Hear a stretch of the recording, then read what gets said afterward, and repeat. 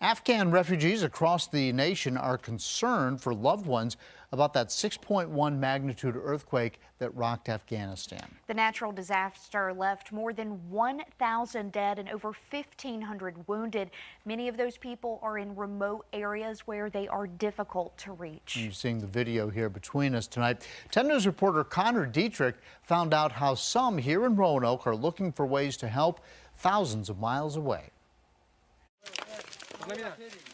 As searches continue for people buried by the rubble of an earthquake in Afghanistan, here in Roanoke, it's a search for answers. It's really difficult. I wish I was there to help at least a little bit.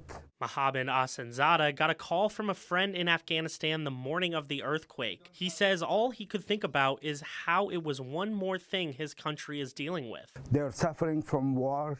They're suffering from storms. On a list not seeming to end. They're suffering from jobless, and now they're suffering from earthquake.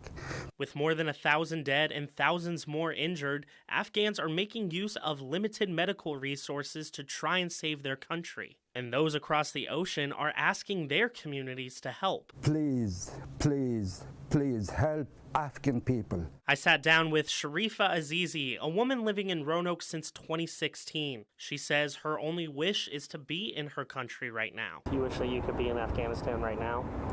Yes, I am. Why? Because I try to find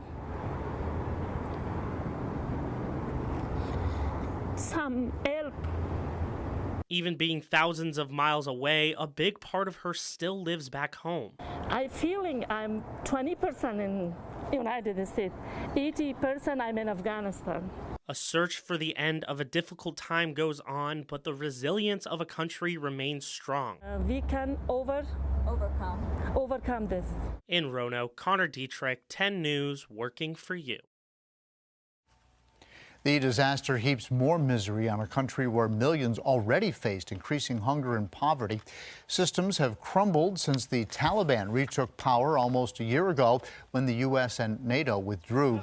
Aid from international humanitarian communities will be determined by what the Taliban government will allow. UNICEF is well supplied in the country, and we can get aid to those who are affected, but this is going to be a long-term effort. It's one thing to bring water and first aid and tents and food into an area. It's another thing to rebuild homes and rebuild communities and give people back their livelihoods.